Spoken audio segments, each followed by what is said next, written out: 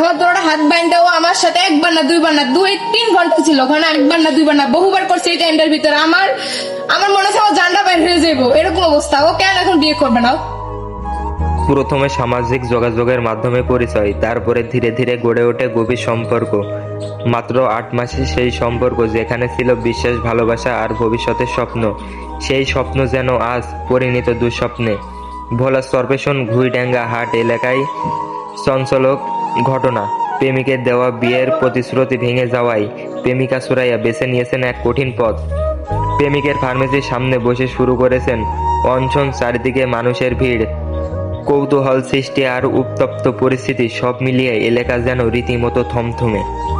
মানে ওর কাছে আমার ভালো লাগে এইসব আসলে, মানে প্রথম যেভাবে সব সম্পর্ক হয় আর কি ওভাবে হয়েছিল। প্রায় বলছিলাম কি বিয়ের বয়সে প্রেমের প্রস্তাব দিয়ে লজ্জা দিবেন না, আমি ওর এই কথাটা বলছিলাম। ও বলতেছে রিলেশন করি আমরা, আমি বলছিলাম রিলেশন আমি করবো না, বিয়ে করলে আমি রাজি। জানা গিয়েছে সামাজিক মাধ্যম থেকে শুরু হয়েছিল সুরাইয়া ও সুমনের পরিচয়।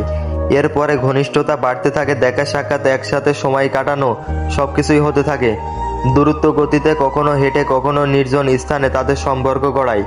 শারীরিক ঘনিষ্ঠতায় অভিযোগ রয়েছে বিয়ের আশা দিতেন সুমন, আর সেই আশায় বিশ্বাস করে নিজেকে সম্পূর্ণভাবে বিশ্বাস করে নিতেন সুরাইয়া। কিন্তু হঠাৎ করে বদলে যায় সুমনের আচরণ, যোগাযোগ কমিয়ে দেন এবং বিয়ের বিষয়টাকে এড়িয়ে যেতে থাকেন। ও এখন বলতেছে কি ও মরে থাকতে রাজি, ও আমার বিয়ে করবে না। বিয়ে যদি করতে না পারতো আমার সাথে এগুলা কেন হইছে আমার সাথে? এমন পরিস্থিতিতে ভেঙে না পড়ে সুরাইয়া, প্রতিবাদে নামেন সুরাইয়া। নিজের আদায়ের লক্ষ্যে সুরাইয়া সরাসরি চলে আসে সুমনের ওষুধ ফার্মেসিতে। সেখানে বসে শুরু করে অনশন। সুরাইয়ার দাবি একটাই, সুরাইয়াকে সুমনের বিয়ে করতে হবে। স্থানীয়দের মতে মুহূর্তে ছড়িয়ে পড়ে এলাকাতে। আমার দাবি ও এই মুহূর্তে আমার বিয়ে করবে। এখন ও আমার সাথে এগুলো করছে না, ও আমারে বিয়ে করবে। ও আমারে খারাপ বলতেছে, ও আমার মতো আরো 4টা-5টা মেয়ের সাথে একই কাহিনী করছে, একই কাহিনী। কারণ আমার ইজ্জত আর নাই, আমার ইজ্জত ওর হাতে। আমার রাজনীতির হুমকি দেয়, মিজান ভাই আমার বংশ শেষ করে দিব। এই ঘটনাটি শুধু একটি প্রেমের সম্পর্ক ভাঙন নয়, বরং সামাজিক বাস্তবতার এক কঠিন প্রতিশ্রুতি, বিশ্বাস আর দায়িত্ব, এই তিনটির অভাবেই এমন পরিস্থিতি জন্ম দেয়।